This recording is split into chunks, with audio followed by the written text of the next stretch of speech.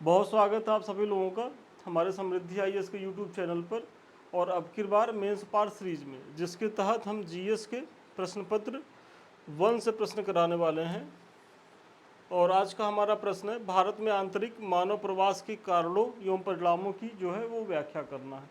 तो चूंकि 12 अंक का प्रश्न है तो 2 डायमेंशंस में पूछा गया है, होते ही हैं, कुछ नया नहीं है। और मैं बार बार कहता भी हूँ कि यदि 12 अंक का प्रश्न है तो ये मान के चलिए कि आपको 2 डायमेंशंस में इसका उत्तर लिखना ही लिखना है। तो आइए देखते हैं बिना समय गंवाए।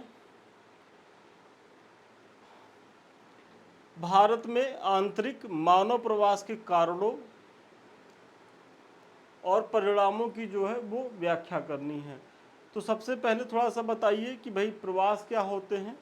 तो लोगों अर्थात व्यक्तियों या जनसंख्या का अपने मूल स्थान से किसी दूसरे स्थान पर जाकर बस जाना जो है वो प्रवास कहलाते हैं। और ये जो प्रवास होते हैं ये सामान्यतः 2 प्रकार के होते हैं। एक होता है आंतरिक प्रवास जो देश के भीतर होता है, दूसरा होता है बाह्य प्रयास या अंतर्राष्ट्रीय प्रवास। तो जो देश के भीतर होता है उसी पे ये प्रश्न पूछा गया है। तो आइए देखते हैं कि आंतरिक प्रवास क्या है। तो आंतरिक प्रवास से तात्पर्य ऐसे लोगों या जनसंख्या से है जो देश के भीतर ही एक स्थान से दूसरे स्थान की ओर प्रवास करते हैं। भारत में पिछले कुछ वर्षों में ग्रामीण क्षेत्रों से शहरी क्षेत्रों की ओर प्रवास में वृद्धि हुई है। मतलब आंतरिक प्रवास वे प्रवास होते हैं कि जो एक देश के अंदर ही विभिन्न क्षेत्रों में लोग जाते हैं। और वो जाते क्यों हैं उसके पीछे कई कारण होते हैं। यदि इसमें बताया जा रहा है ना कि ग्रामीण से जो है वो शहरों की तरफ प्रवास हो रहे हैं, तो यानी कि शहर में कुछ ऐसा है जिसको पाने के लिए ग्रामीण स्तर के जो लोग हैं वो शहरों की तरफ जा रहे हैं। तो वो तो बाद की बात हम आगे देखेंगे।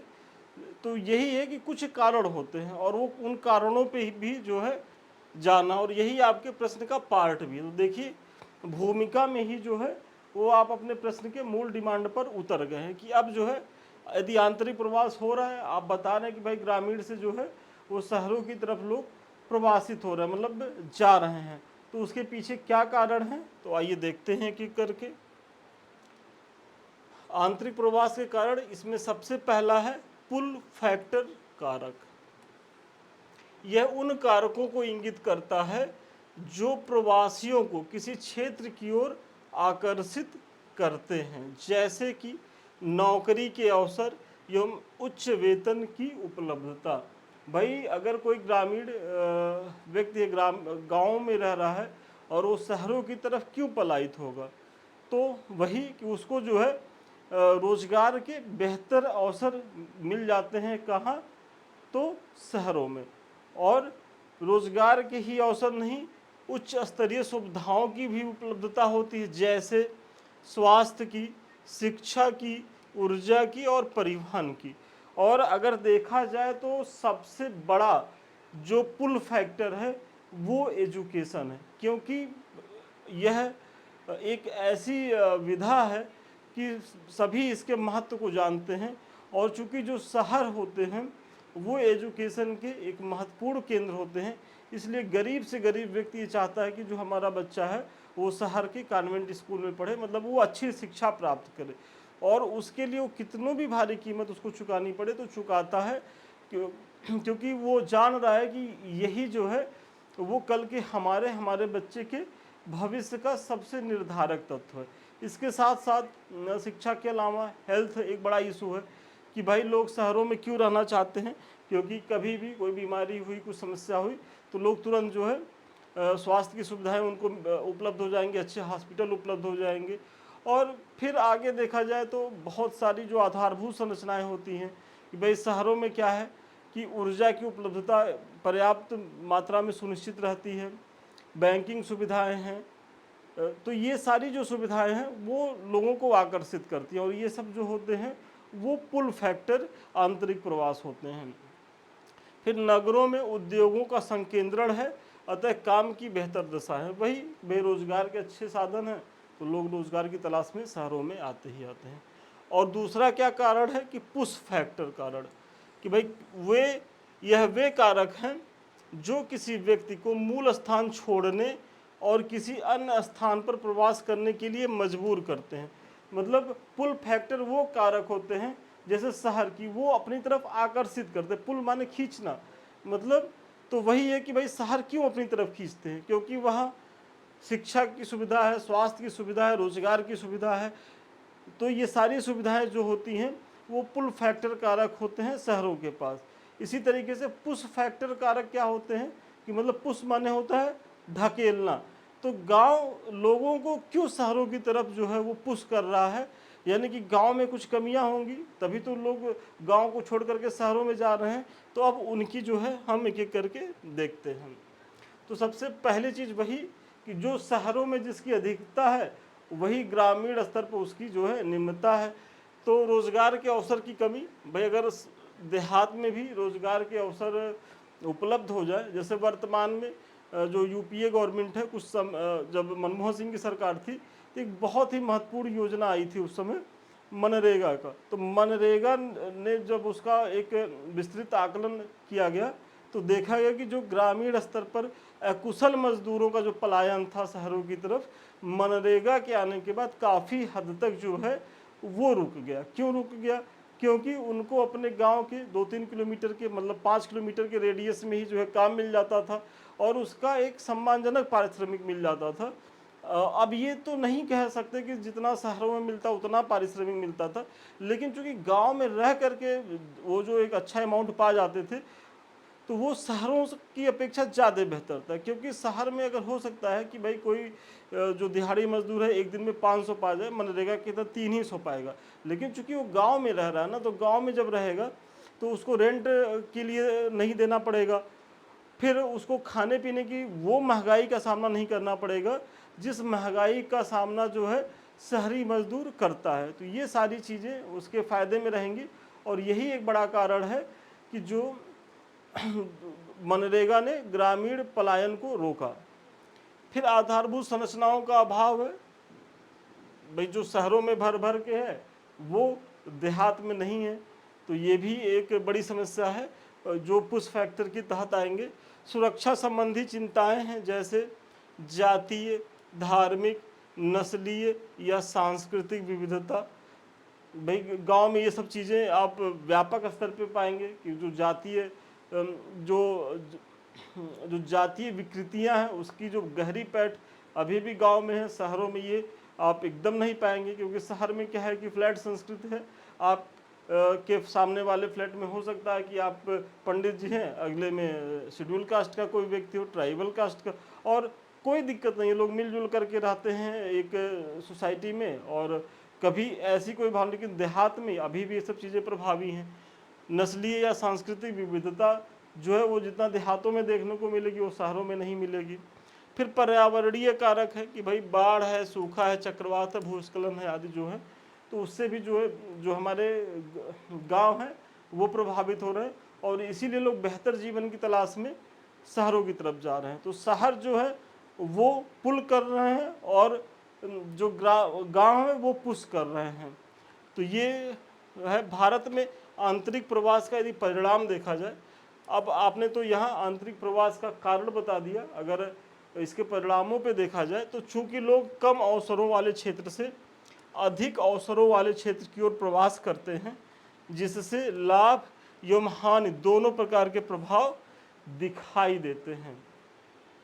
और आइए देखते हैं। और आगे बढ़ने से पहले ये कुछ हमारे संस्थान द्वारा प्रोग्राम चलाए जा रहे हैं मुख्य परीक्षा को लेकर के, और ये कितने महत्वपूर्ण प्रोग्राम हैं ये आप लोग देख ही रहे होंगे कि किस तरीके से यहाँ आपके जितने भी प्रश्न पत्र हैं टॉपिक वाइज जो है न केवल प्रश्न कराए जा रहे हैं बल्कि उसका मॉडल आंसर दिया जा रहा है, आपकी कॉपी का भी मूल्यांकन किया जा रहा है। तो यहाँ जो है आपकी मुख्य परीक्षा की महत्वपूर्ण तैयारी हो रही है संस्थान के द्वारा। जो 2 टेस्ट हमारे प्रोग्राम चलाए जा रहे हैं, एक अब की बार मेंस पर, ये उन बच्चों के लिए है जो इस बार मुख्य परीक्षा दे रहे हैं, और एक हमारा फाउंडेशन बैच है जो मतलब उन बच्चों के लिए है कि जो 2025, 26 या 27 के लिए प्रिपेयर कर रहे हैं, तो उनके लिए बहुत अच्छा अवसर है कि हमारे फाउंडेशन बैच से जुड़े। और यहाँ देखिए आपको डेली प्रश्न दिए जाएंगे, आप इस तरीके से कुछ लिख करके दिखाएंगे, इसका मूल्यांकन होगा, जो भी कमी रहेगी वो बताई जाएगी। देखिए पूरा कमेंट किया गया है, यदि आधा नंबर भी आपका कटा है तो क्यों कटा है वो बताया जाएगा, और फिर जो है आपको मॉडल आंसर प्रोवाइड कराया जाएगा। तो ये बहुत ही फ्रूटफुल जो है प्रोग्राम है संस्थान के द्वारा जो संचालित हो रहे हैं, तो आप इससे जुड़िए और इसका लाभ उठाइए। चलिए सबसे पहले जो है अगर परिणामों को देखा जाए तो सामाजिक प्रभाव में प्रवासियों द्वारा ग्रामीण क्षेत्रों में नई प्रौद्योगिकी, बालिका शिक्षा, परिवार नियोजन, स्वच्छता जैसे विचारों का प्रवाह होता है।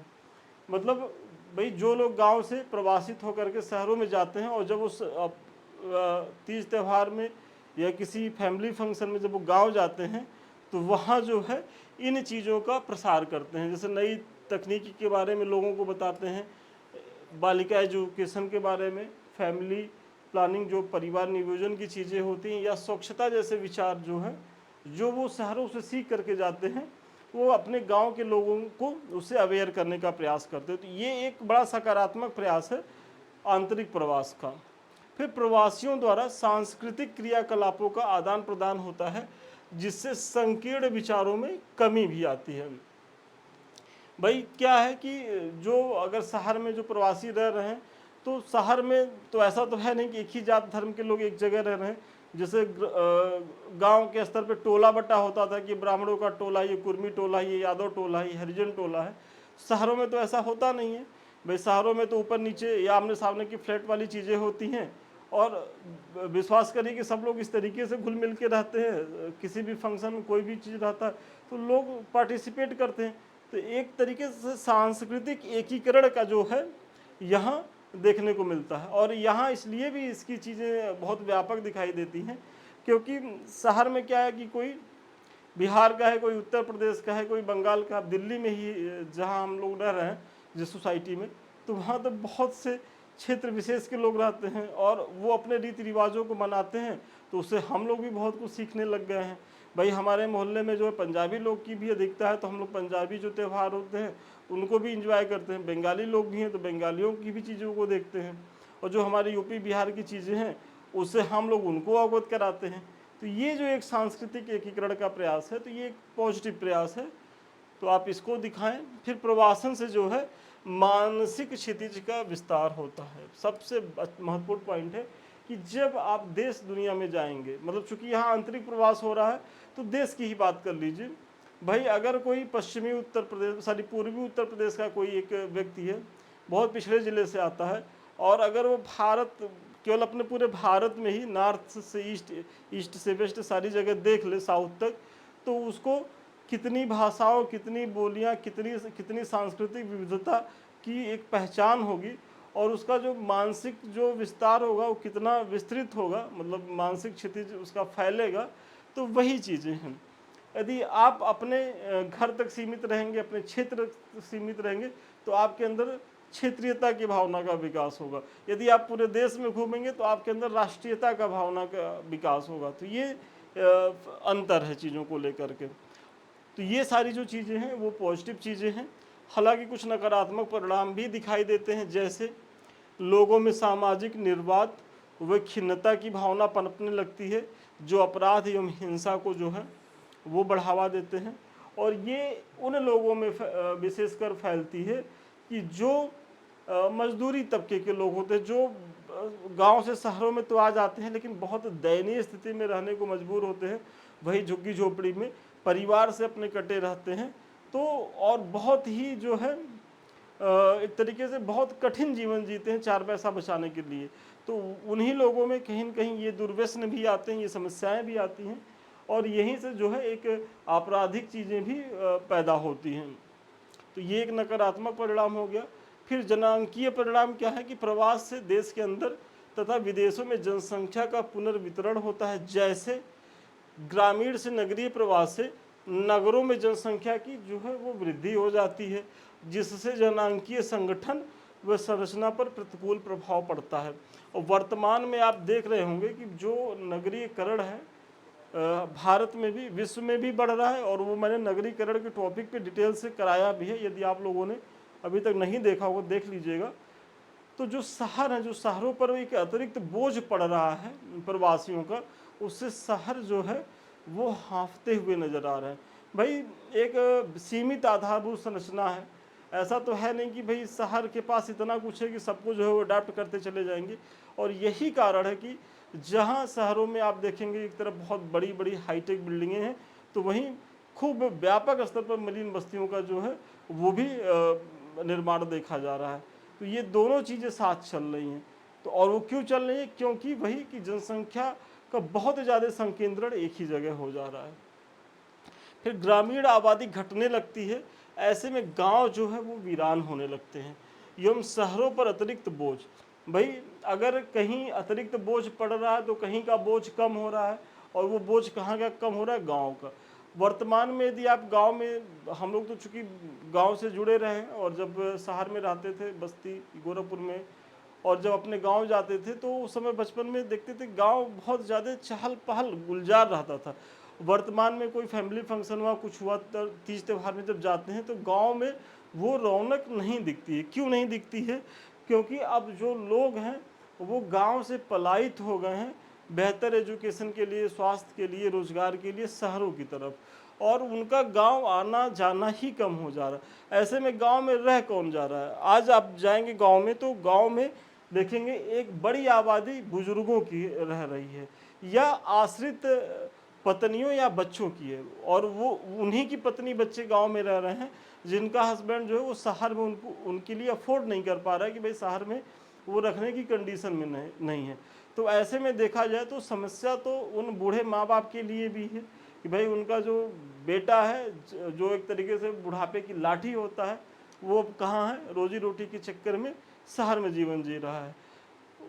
अब उसकी पत्नी है, उसका बेटा है, वो भी जो है पति या पिता का एक कमी महसूस करते हैं। तो ऐसे में गांव जो है, गांव की जो एक लालिमा थी, जो गांव की एक चमक थी, वो समाप्त हो रही। क्योंकि किसी भी क्षेत्र की जो चमक होती है वहाँ की जो वर्किंग क्लास पीपुल के माध्यम से होती है। जो परिवार का मुखिया होता है, जो परिवार को लीड करने वाला होता है, जब वही नहीं परिवार में रहेगा तो परिवार, गांव तो वीरान होंगे ही होंगे, साथ ही परिवार भी जो है वीरान होंगे। और ये बड़ी सामाजिक विषमता को प्रदर्शित करती है ये समस्या। और गांव इससे बहुत दो चार हो रहे हैं कि गांव में जो है केवल वृद्धों की आबादी या वही आश्रित जो पति या बच्चे रह रहे हैं। फिर पर्यावरणीय कारक देखा जाए तो ग्रामीण क्षेत्रों से नगरों की ओर प्रवास नगरीय जनाधिक को जो है वो प्रेरित करता है, जिससे पर्यावरणीय समस्याएं उत्पन्न हो जाती हैं, जैसे वायु प्रदूषण, जल प्रदूषण, वाहित मल, कचरा प्रबंधन न होना, अनियंत्रित प्रवास के ही परिणाम है। भाई शहर अगर देखा जाए जो गैस चैम्बर बनते जा रहे हैं, आजकल तो शहरों में ये स्थिति है कि यदि आप वाइट शर्ट पहन के निकल जाइए तो वाकई में वो सुबह आप जाइए शाम तक वो काले दिखेंगे। क्यों दिखेंगे? क्योंकि इतना ज़्यादा वायु प्रदूषण है, पानी की समस्या है, सीवर की समस्या है। तो ये सब समस्या क्यों है? क्योंकि शहरों पर बहुत ज़्यादा अतिरिक्त बोझ पड़ रहा है। फिर आर्थिक प्रभाव अगर देखा जाए तो जहाँ लोग प्रवास करते हैं वहाँ से कमाई गई मुद्रा वे अपने परिवार में भेजते हैं। प्रवासी भारत के सकल घरेलू उत्पाद में योगदान भी देते हैं। तो ये इसका तो जो है वो चूँकि आंतरिक प्रवास है तो इससे जो है बहुत ज़्यादा हमारा जो है नुकसान नहीं होता है। और चूँकि हम अंतर्राष्ट्रीय स्तर पे भी इतने मजबूत नहीं अभी हुए हैं, हमारी अर्थव्यवस्था इतनी मजबूत नहीं हुई है। कहने को तो अभी पेपर में आ ही गया है कि हम जो है जापान को छोड़ करके चौथी बड़ी अर्थव्यवस्था बन गए हैं, लेकिन अभी वो एक तरीके से उसका दूसरा पक्ष ये है कि ठीक है हमारा जीडीपी बढ़ रहा है, लेकिन उस तरीके का जो समावेशी विकास का कॉन्सेप्ट है वो नहीं दिख रहा है, मतलब लोग समृद्ध नहीं हो रहे हैं। तो ऐसी स्थिति में ये नहीं है कि भाई भारत में कोई आ करके रहे, जैसे हमारे जो देश के लोग जाते हैं बाहर के देशों में मजदूरी करने के लिए या रोजगार के लिए और वहाँ से एक रेमिटेंस भेजते हैं, तो अभी भारत उस स्थिति में है नहीं। तो कहीं ना कहीं हमको जो ये भी जो प्रवास हो रहे, चाहे आंतरिक प्रवास हो रहे चाहे बाह्य प्रयास हो रहे, यदि आंतरिक प्रवास हो रहे तो देश के अंदर ही देश का धन है, तो उससे कोई फर्क नहीं पड़ रहा। और जो बाह्य प्रवास है तो उससे जो है हमको एक रेमिटेंस की प्राप्ति होती है, तो वो हमारे पॉजिटिव में ही चीज़ें होती हैं। तो इसका भी आप उल्लेख करें। फिर पर्यटन उद्योगों का विकास में भी सहायक होता है, तो ऑब्वियसली ये तो एक कारक है ही है। तो इस प्रकार उपयुक्त विवरण से स्पष्ट है कि प्रवास जो है सामाजिक, आर्थिक, पर्यावरणीय तथा जनांकिकीय को प्रभावित करते हैं, एवं उनके सकारात्मक और नकारात्मक दोनों प्रभाव जो हैं देखे जा सकते हैं। मतलब जो प्रवास होते हैं, आप क्या करें कि सामाजिक, आर्थिक, पर्यावरणीय और जनसंख्या की दृष्टि से ये प्रभावित करते हैं, और इसका जो है सकारात्मक और नकारात्मक दोनों प्रभाव होते हैं, वही जो आपने दिखाया है। तो चलिए, आज के प्रश्न का जो उत्तर यहीं तक था, और मुझे बड़ा भरोसा है कि इस प्रश्न के माध्यम से जो है न केवल आपको एक प्रश्न का मॉडल आंसर मिला होगा, बल्कि भूमिका कैसे लिखनी, कैसे निष्कर्ष लिखना, कैसे बीच के सभी पार्ट को लिखना है, उसके बारे में भी हमको सिखा पाए होंगे। ये कुछ हमारे लिंक्स हैं। सबसे पहले तो समृद्धि IAS का टेलीग्राम, यदि अभी तक आप लोग इससे नहीं जुड़े तो जुड़िए, ये हमसे जुड़े रहने का 24 घंटे का माध्यम है। साथ ही साथ ये हमारे 2 चैनल हैं यूट्यूब के, एक तो समृद्धि IAS जिससे भी हम आप रूबरू हो रहे हैं, दूसरा जो है संदीप मिश्रा ऑफिशियल। तो ये दोनों चैनल आप ही के हैं, और इसे आप ही के सहयोग से आगे बढ़ाना। यदि अभी तक आप लोगों ने इसे सब्सक्राइब नहीं किया हो, सब्सक्राइब करें, लाइक करें, शेयर करें, और हमारे किसी बैच से जुड़ने के लिए, हमसे बात करने के लिए 7303307507 पे आप संपर्क कर सकते हो। चलिए, आज के लिए इतना ही। पुनः मिलते हैं नए वीडियो में नए क्लास के साथ। तब तक के लिए धन्यवाद, शुभकामनाएं आपको।